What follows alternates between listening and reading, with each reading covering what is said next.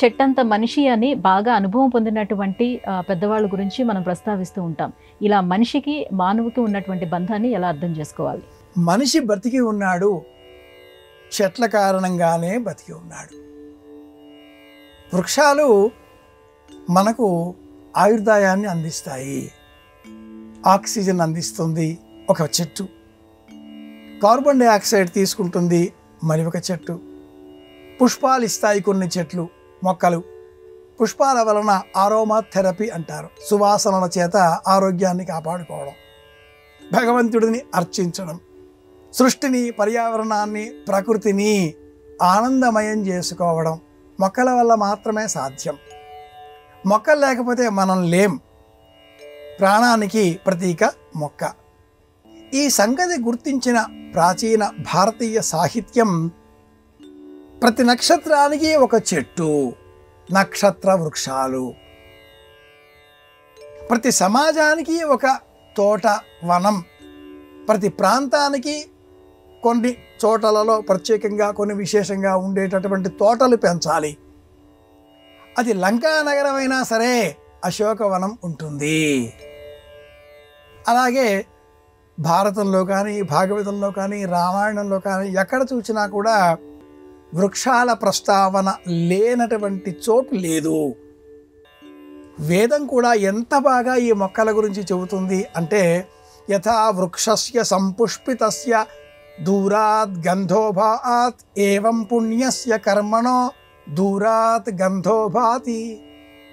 మొక్కలు పుష్పించడం చేత తమ ఉనికిని ఎలా ప్రపంచానికి చాటి చెబుతాయో, అదేవిధంగా మనిషి తను చేసేటటువంటి మంచి పనుల చేత తన ఉనికిని ప్రపంచానికి చాటుకుంటాడు. అలాగే మనిషికి మానుకు సంబంధం. చెట్టంత మనిషి అంటారు. మనిషి నిటారుగా ఉండాలి. ఇలా వంగిపోవడం మొదలెట్టాడా వృద్ధాప్యం వచ్చేస్తుంది. నిటారుగా ఉండాలి, నిటారుగా బ్రతకాలి, నిటారుగా జీవించాలి. వెళ్ళిపోయే సమయంలో కూడా ఆ శరీరాన్ని దహనం చేసే నిమిత్తమే వినియోగించేటటువంటి కలప చెట్టు నుంచి వచ్చిందే. జీవించినంతకాలం స్వీకరించే ఆహారం మొక్కల నుంచి, చెట్ల నుంచి లభించేవే. కాబట్టే ప్రాచీనులు చెట్టంత మనిషి అనే ఆ ప్రమాణంలో మర్రి చెట్టు స్వీకరించారు. మర్రి చెట్టు ఆయుర్దాయం 1000 సంవత్సరాలు. మర్రి చెట్టుకు మరణం ఉండదు. చెట్టు తొలగించినా కూడా ఆ తొలగించిన ఆ ఖండంలో కొంతకాలం తర్వాత మళ్ళీ ఆ చెట్టు పురుడు పోసుకుంటుంది. మెల్లిగా మెల్లిగా మొక్కలు ఈ పక్క ఆ పక్క ఏపుగా ఎదుగుతాయి. చూస్తుండగానే మళ్ళీ మహావృక్షం అక్కడ సిద్ధమవుతుంది.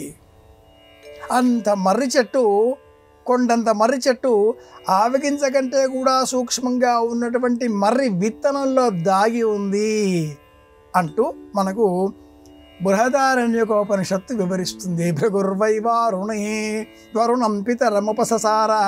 తండ్రి కొడుకులైన ఈ వారుణి, భృగువు అనే వారిద్దరి సంవాదంలో ఒక సందర్భంలో తండ్రి కుమారునికి ప్రశ్న తెలియజేస్తూ, కొండంత వృక్షాన్ని నీవు ఎక్కడ చూడగలుగుతున్నావు? ఆవగింజ కంటే కూడా సూక్ష్మంగా ఉండే ఆ మర్రి విత్తనంలో. ఉపనిషత్తులో కూడా మర్రి మొక్క ప్రస్తావన మహావృక్షంగా ఎలా మారుతుందో చెప్పబడి ఉండడంతో అంతగా ఉండే మనిషి ఇంతగా ఎదిగాడా, మాను అంత అయ్యాడా? ఇలాంటి ప్రమాణాలతో, పోలికలతో వృక్ష జాతులను మనం కాపాడుకోవాలి అనే సందేశాన్ని మన భారతీయ సాహిత్యం ప్రపంచానికే తెలియజేస్తుంది. ఇది చెట్టంత మనిషి అన్న మాటకు ప్రతీక.